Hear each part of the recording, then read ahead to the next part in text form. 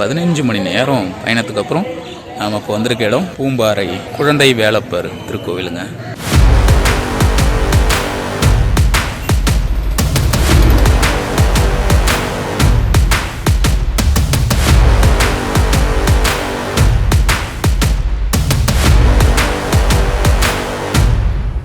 வணக்கம் மக்களே. போகர் சித்தரால உருவாக்கப்பட்ட மிக சிறப்பு பெற்ற நவபாஷண சிலைகள் ரெண்டே இடத்துல இருக்கிறதா சொல்றாங்க. ஒன்னு பழனி முருகன் கோவில், மற்றொன்று இப்ப நாம இந்த வீடியோல பார்க்க போற பூம்பாறை குழந்தை வேலப்பர் கோவில்.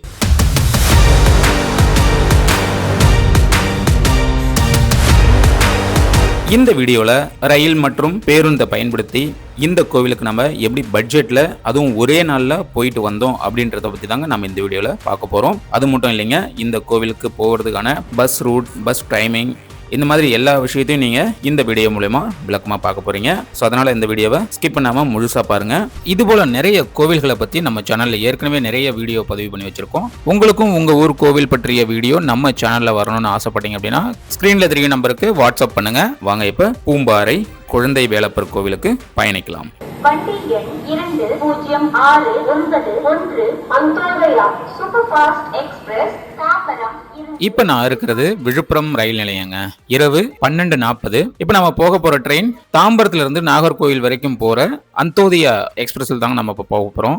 இந்த ரயிலானது தாம்பரத்துல இருந்து தினமும் இரவு 10:40 கிளம்புது. நைட்டு 12:40 விழுப்புரத்துக்கு வந்து சேருதுங்க. இந்த ரயிலானது கடலூர், சிதம்பரம், மயிலாடுதுறை, கும்பகோணம், தஞ்சாவூர், திருச்சி வழியா திண்டுக்கலுக்கு காலையில 7:15 போயிட்டு சேருதுங்க. விழுப்புரத்துல இருந்து திண்டுக்கல் வரைக்கும் 165 ரூபாய் எனக்கு டிக்கெட் ஆச்சுங்க. சென்னையில இருந்து வரவங்களா இருந்தாலும் சரி, இந்த வழியில நீங்க எந்த பகுதியில இருந்து இந்த கோவிலுக்கு போறதா இருந்தாலும் சரி, இந்த ரயிலை வந்து நீங்க பயன்படுத்திக்கலாம். ஏன்னா இந்த ரயிலானது முழுக்க அன்ரிசர்வ்டு கம்பார்ட்மெண்ட்ஸ்ங்க. நீங்க வந்து புக் பண்ணணும்னு அவசியம் இல்லை. எல்லாமே ஜெனரல் கோச் தான். அதனால சீட்டு உங்களுக்கு கண்டிப்பா கிடைக்கிறதுக்கு வாய்ப்பு இருக்கு. அங்கிருந்து வரவங்க எல்லாருமே சீட்டை பிடிச்சி படுத்துட்டு வந்துடுறாங்க. ஸோ கேட்டீங்கன்னா உங்களுக்கு உட்கார்றதுக்கு இடம் கிடைக்கும்.